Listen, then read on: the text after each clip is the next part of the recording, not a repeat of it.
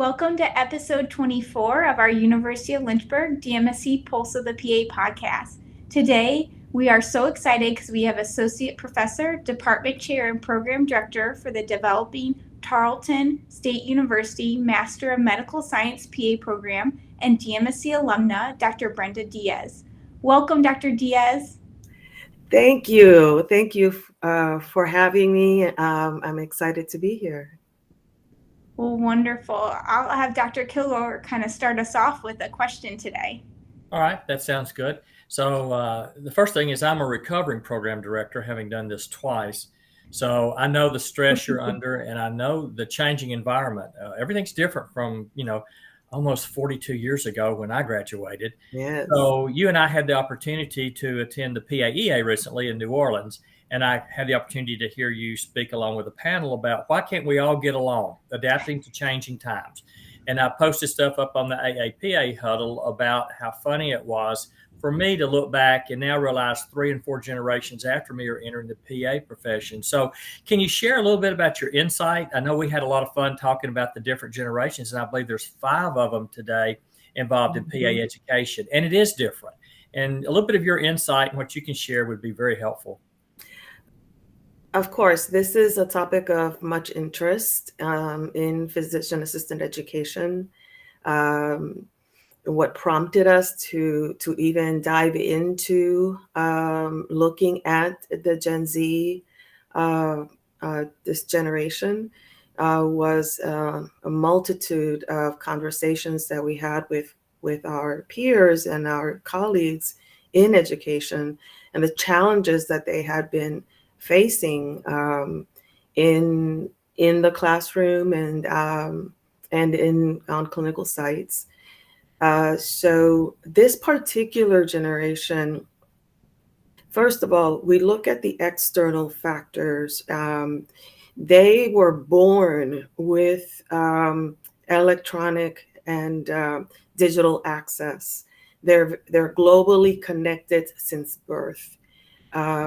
The millennials, the generation prior to this generation, they kind of entered into this digital age a little later as adolescents perhaps. But the Gen Z generation was born digitally connected. The other thing that we need to understand is that they also were born into an era of challenge, an era of socio-political challenge. There were wars, there were discussions on universal health care, there were discussions on immigration, there were discussions on LGBTQ rights. So they were born into an era of a lot of challenge. So understanding those two things, you can understand why is it that they are have three electronic devices in front of them at the same time.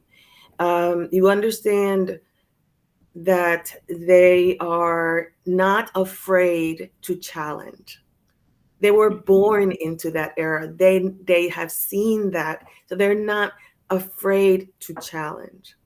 So understanding those two things, then it's upon us to adjust to these changing times. It's upon us as educators to understand the dynamic and then adjust our teaching strategies accordingly. For instance, if you know that they have three devices in front of them, and really I want to just a little bit of insight into that. They're not truly multitasking. The psychologists that have looked into this phenomena, what they're doing is task switching. Because the brain can only do one thing at a time. They go from one thing to another to another. The average time between task switching is 11 seconds. Wow. So they're looking at their Facebook, they're looking at their emails, then they have the PowerPoint in front of them, or perhaps they have the PowerPoint from them and then some other resources like Up to Date or other, other resources in front of them. So they're really not multitasking, they are task switching. So if you know that their brain is functioning that way, then why don't we task switch in our mode of teaching? So start with a case, talk a little bit, task switch, put another case, go back to the other case, do a fun exercise on an app, and then go back to your lecture. So you incorporate those things, and all of a sudden they're connected, they engage because their brain, that's the way they function. Now, wait a minute. We baby boomers and millennials, we're always right. This new generation ain't be right. That's what I loved about your discussion about this, because I sound like my parents and grandparents. It's like, yes, they're different. Even my young granddaughter, who's 4, she FaceTimes me, whereas we had a phone with a cord on it when we were growing up. So yeah, I think you brought up some great points about being adaptable and trying to understand, because yes, if you say something in a class, they're going to question you, and they're going to question your authority immediately, because well, I've got it up on my app right here. Yes. I just Googled it. And, Yes. So I encourage faculty to have some ground rules. Before they start the course, they go through their syllabus. And I have ground rules. So I have certain resources that those are the only resources that they can use to challenge. So they can't just Google. They have these resources. So those are the ground rules. I'm not afraid of challenge. Bring it on. But these are the ground rules. So you give them some boundaries, you give them access to Up to Date or to other resources that are peer reviewed, and that they are reliable. So again, it's adaptability. Right. It's being moldable and adapting to that. And I'm saying this because I am a boomer. Yes, I am. And I've had to do some self-reflection and say, I can't continue doing this because I am exhausted. Yes. I spend more time and more energy trying to correct them. So I changed several years ago. I changed my approach, and I'm not going to say that the challenges didn't go away completely, but it's a much more enjoyable experience in the classroom. And when I go home, I'm not feeling so exhausted. So the other thing is the importance of self-reflection. You as an instructor, as an educator, you must take time, take a quiet time and reflect. The SWOT analysis is a beautiful opportunity for you to have that time to reflect on your experience. How are you feeling? Are you feeling like you achieved and you accomplished what you set out to accomplish? Or are you frustrated and you're just thankful that it's over? The semester's over, So if you're feeling that way, then perhaps it's time to maybe change your approach. So self-reflection, and just start with yourself. And that's what I do with my faculty. It's mid-semester, end of semester, we have an activity that we do together when they do their SWOT analysis of their course. Okay. And I'd like to build off of that, because of course, I think I hear this all the time. I see it all the time, since I do moderate a lot of things on the huddle with AAPA. But people make the comment, I've been practicing my entire career. I've got all this knowledge and I want to go back and teach. And so you've touched on it a little bit, but what advice do you give the PAs who are considering a career in PA education, in particular, how to prepare? You've talked a little bit about the challenges, but what advice do you give to people? Say, I really think at some point I'm not going to see patients every day. I want to teach, thinking it's going to be easier. Sorry, folks, it's not. But what is your advice that you give to people that are considering this? The first advice that I give folks is to start educating themselves about academia and about education. So I point them in directions where they can get a certificate in education, or perhaps they can go to a workshop or faculty development opportunity that perhaps the program offers, and educate themselves in the same way that we did and we continue to do in our medical practice. As an educator, we have to approach it the same way. You have to attain that fund of knowledge in terms of education, those principles of learning and teaching, and get those skills, and achieve those, and attain those skills before entering the classroom, and seek those opportunities.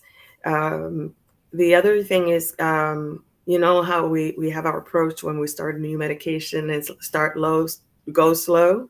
It's the same thing. Do one module, perhaps facilitate small groups perhaps in a team-based learning activity, or proctor their OSCEs. Just start slowly and introduce slowly yourself into academia. And that's the way that I did it many years ago. And I'm thankful that I did that, and I didn't just go head on, full on. That's great advice. I mentor a lot of people as they start out, and they prepare one lecture. They've given one lecture somewhere. It took them a week or two to do that. And I said, this is every week. So suddenly you have to pace yourself and learn. Yes. And also outcomes, and what is your learning outcomes and things. That's great advice. Jenna?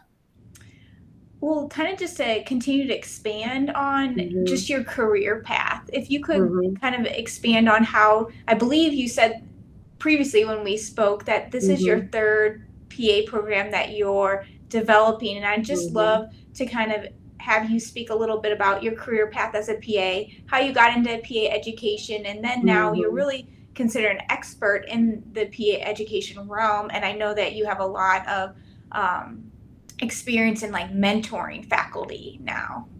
Yes, thank you. So I'm a proud graduate of the Harlem Hospital PA program in New York City.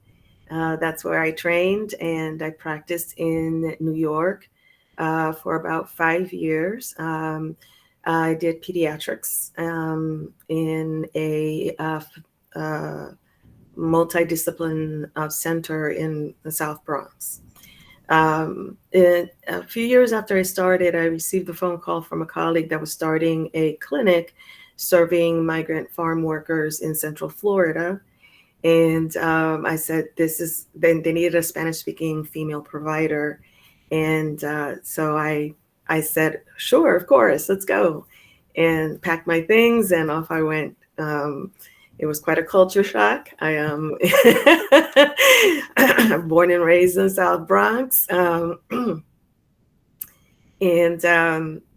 I practiced in Central Florida, serving migrant farm workers and their families for 14 years. We were one of the first PA-owned rural clinics. So there were a lot of growing pains and a lot of, back then, this was in the early 90s. I graduated in the late 80s. So, the evolution of the PA profession, I kind of, was part of that. then I received a phone call from the Sisters of Charity, and they needed a female Spanish provider at a mission clinic in the Texas-Mexican border.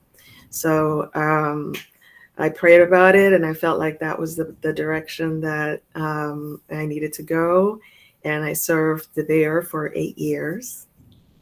And it was one of the most rewarding experiences. I left my heart there. I had to go back to school because there was no prenatal care. We were the only family medicine provider in a 50-mile radius. So quickly I realized, and it was just me, the nurse, and the front desk staff. So we quickly realized that there was a tremendous need for prenatal care and OB care. So I did from womb to tomb. From pregnancy, I actually was able to deliver babies as well. Participated in their birthing experience, and then continued their care in the clinic. And it was a 360 wonderful practice that we did there. I think about my career, and I go back to those 8 years. Those 8 years were one of the best experiences, clinically speaking, in my career. Advocated for rural health policy, advocated for farm worker justice. We did a lot of work there. So that about my last year there, I always had students on my coattails, always, and I quickly realized a couple things. And one of them is that they come to the clinic and they have no sense of the reality that the community faces. They have no sense of the psychosocial issues that our populations, face. So they hit the diagnosis on the spot. They know what the standard of care is, but they don't look at the 360. Is this feasible for this patient at this time? We have long distance truck drivers. Their schedules are very chaotic. So how do you work with a diabetic? How do you work with someone that needs monitoring? And I felt a real need to go to the classroom and bring that to the classroom before they go to rotations, because I spent more time with them, going through that and modifying their approach to their therapy and their treatment plans and follow-up plans, because they did not understand or did not see the socioeconomic and the psychosocial piece of it. So I went back to school because I graduated back in the day when the PA profession was just a bachelor's degree. So I went back to school and I did the A.T. Still University program with a focus on education. And that was a great decision, the best decision I made. This was before any doctor of medical science programs were out. It was just these master's program for those who were practicing and were pursuing a master's degree in PA education. And so I transitioned to PA education in 2010. And I have held every position in the program: principal, faculty, clinical education, didactic education, and program director. So I, after a few years of being in education, an opportunity came up to start a new program. And I wrote the curriculum for that program. And I'm happy to say that they successfully accredited, and now they just got 10-year accreditation. So bravo for them. After that program, I uh, received another invitation to start another program. This was a larger project because it entailed the design and construction of a Center for Health Sciences, where the program would be housed. It was a huge learning curve, and you're sitting in a boardroom with architects and engineers and designers, and I'm a PA. It was during that experience that I met Dr. Mark Archambault, and when I learned about that, I knew I needed to get more skills and more information, and I did. I'm an Excel person. I did. I prepared a table on Excel, and I put all of the DMSC programs, and I compared and contrasted. All right, which program will give me the tools that I need to do my job effectively? And by far, it was the University of Lynchburg's program. And so I applied, and I was accepted, and it was the best decision that I made. Every course, every topic, every assignment is geared toward PA education, the challenge that we face, all the what, how, when, where, everything that you need to be effective as a PA educator.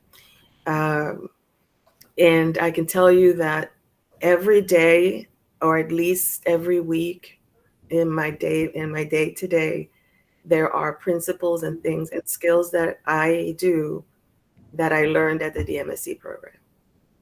So I'm very thankful and grateful for the University of Lynchburg and the DMSC program, and I highly recommend for those who are seeking to go into PA education to really look at the DMSC program at Lynchburg carefully. I think that it's by far the best one out there. So, and I say that honestly, and with all sincerity, I really truly do believe that. That's great. I know you and I had an opportunity to talk, and you were a real champion of the program. Yeah. I thought was great. Yeah. And I do like that the skills that you learned in the DMSC program has helped you achieve your goals. Mm-hmm. And that's important. And I need to send you the email address of that secret society called Recovering Program Directors. Whether it's a starting program or whether it's one of the major medical institutions, it is challenging, emotionally and physically challenging a lot of times. It is exhausting. However, I love the creative part of it. Yeah. The developing curricula, and that's one of the things that I truly do enjoy. And the other thing that, because I wrote my thesis on, is on faculty development and mentorship and coaching, and doing it strategically, and being able to hand the baton and say, okay, you're ready, here you go.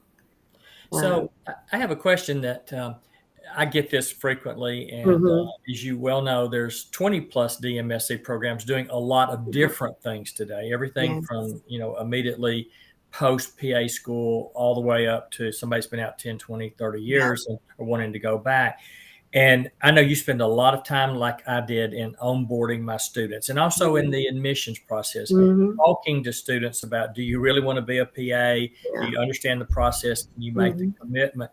So you touched on this a little bit, and I'm also a checklist person and a Yeah. spreadsheet. So what advice do you give to those who are considering pursuing the DMSC? I know Mm-hmm. one question we get a lot is, how much time is this going to take from me to do this? So what advice do you give for people who, like you said, you looked at the whole gamut of Mm-hmm. opportunities and then you made a decision? So Mm-hmm. that advice that people come and ask us about really is like, what do I need to look for? What do I need to do?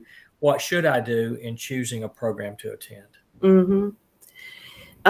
The first thing that I did was speak with my immediate supervisor to make sure that I had some time that was dedicated to that, to my studies, and so I adjusted my schedule so I had a dedicated time. So if you are practicing PA, perhaps that means that you can adjust your schedule so that you'll have half a day, that you leave a little early, and you'll have that afternoon to dedicate to your courses. And that was the best decision I made, is to have that dedicated time. Um, Communicate with your course directors and let them know what your schedule is like, so that there's an understanding that, if you are, I don't know, if you are a PA that works in emergency medicine, oftentimes those schedules are rotating schedules. So that can be a little bit challenging. So that's why I talk to your employer and make sure, your supervisor, and make sure that you have that dedicated time. Also with your family, for those that are around you, so they know that, um, you know, there might be some evenings, maybe a weekend, that you would need to be away, and make sure that those two things, your family, or those who live around, that you share life with, and your employer, and set aside that time. Um, uh, the other thing is,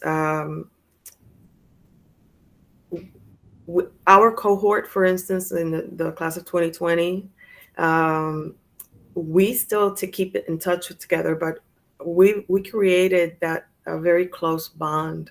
So we were in communication with each other, as well. So, lean on your colleagues, in the group, in your cohort. Don't try to do this on your own. We tell that to our students, right? We tell our students, don't try to do the PA program on your own. So keep those lines of communication with your colleagues and within your cohort. So those were the things that I remember doing, and being intentional about, to get through the program in the middle of starting a program. I was actively developing a program. Those are, I couldn't agree more, especially the leaning on your colleagues, the networking.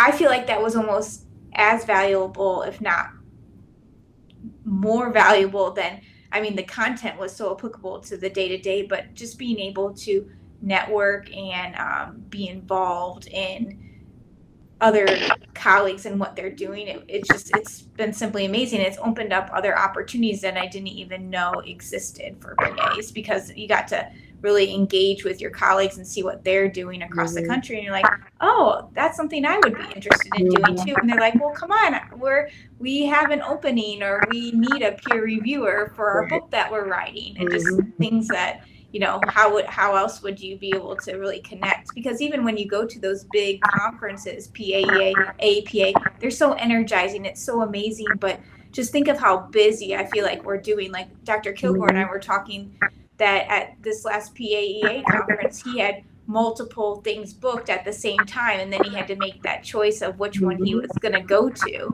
So I have found that the DMSC program has really allowed that those long lasting professional and personal relationships to really build on themselves. Absolutely. Absolutely. It's to be successful as an educator, maintaining and nurturing those relationships. So hopefully you guys can see me and I'm back. Yes, I see. Yes. So this is why you have to be adaptable when technology Yes. comes out. So we laugh about it, but it really is. We've become so dependent upon technology today to communicate is so important. We can talk about telehealth all day long, but we won't do that. So, Yeah, absolutely. enjoyed listening to you today. I know you and I had a couple of opportunities to laugh about things at the PAEA conference, and for those that don't understand, the PAEA, the educators meet in a forum once a year. Altogether, roughly about 1,000 of us, I believe, to discuss issues related to education. But there's so many opportunities throughout the year with workshops for those considering education, or even the AAPA conference, where you can go and meet with other educators, presentations, etc. It's just a phenomenal opportunity for me in my career to benefit through clinical care research and education. I feel it's been a great balance for me in my career. It's obviously for you, you have a lot of depth of experience in a lot of areas, and that richness in what we bring to the table, I think is really beneficial to what you also refer to as Generation Alpha. I can't believe there's another generation out there. Yes. But they keep coming faster than they're supposed to. But it's really been great. I know just listening to you, your enthusiasm for teaching and helping that next generation, it's exhilarating to hear you talk about it. I still enjoy it. And I know I do, and I know Jenna does, even though, folks, Jenna's back in school again getting another degree. So class, you have to be teaching or one or the other. Lifelong learners. Absolutely. Absolutely. It never stops. It never stops. Well, I appreciate what you said about the program and how you feel strongly about the success of the program in helping you achieve your goals.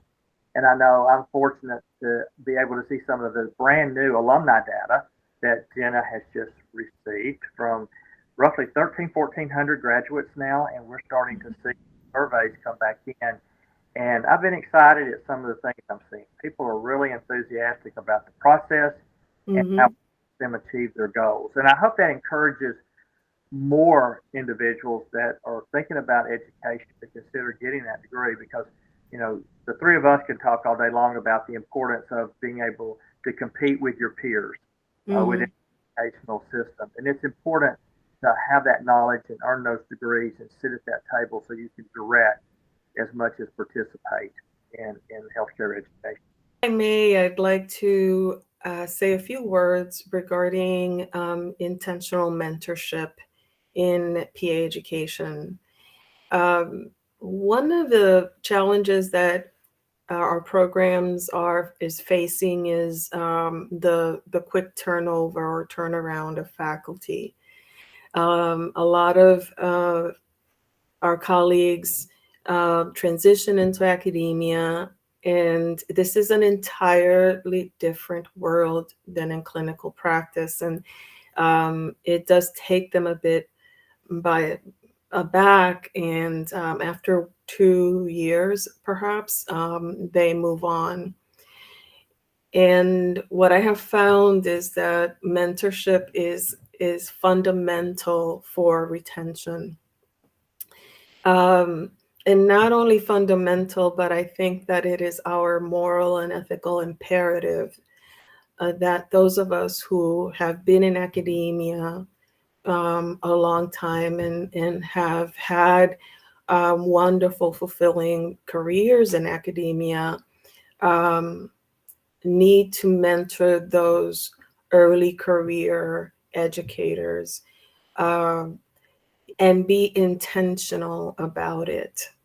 In intentionality, what I mean is being available, perhaps setting aside a time every other week or every week for this new faculty member, whether be it have a coffee or maybe a lunch, or just have that dedicated time to go over questions, clarify whatever concepts that they may have some difficulty with, or just be that person that they feel comfortable in sharing what their experiences in has been thus far. This has been my focus in this stage of my career. I find myself being much more intentional about it, and because I want to make sure that my colleagues succeed, and that they have long, fulfilled careers in academia, and just as I have had. And so, for those who are educators in the audience, this is my encouragement to all of you, is to seek out that early career educator and make yourself available. It's a joy. It's an absolute joy to see them bloom and blossom and stand before a national audience during a conference and present with poise and elegance, and know that you were part of that journey. So thank you for allowing me to share these thoughts with you. I think for me, on my 39th year of teaching, is that can you do it all? Yes, you can. I still practice clinically. I'm still doing research and publishing papers, and I'm also teaching students both at the master's level and the doctoral level. So it is a very fulfilling career, and you can do it too. Those that are motivated, yes, experience a little bit of everything. And I think that's important for people to remember. But I think your advice in preparing to consider whether the doctoral degree is the right degree for you is that talk to somebody that's been through the process, talk to somebody who can mentor you to help make those decisions, because our profession is changing, and we're on a rapid rail right now that 10 years down the road, healthcare is going to look different, education is going to look different. It's exciting to be part of this process, and it can be very rewarding, and I wouldn't shy away from getting a doctoral degree. Actually, that process, as you said, with your cohort, those become lifelong friends. And absolutely. For help in the future. So I really have enjoyed everything you said. It's been a motivational speech today. Oh, thank you. Thank you. I, as you can tell, I am very passionate about PA education. You know, the PA profession really truly transformed my life.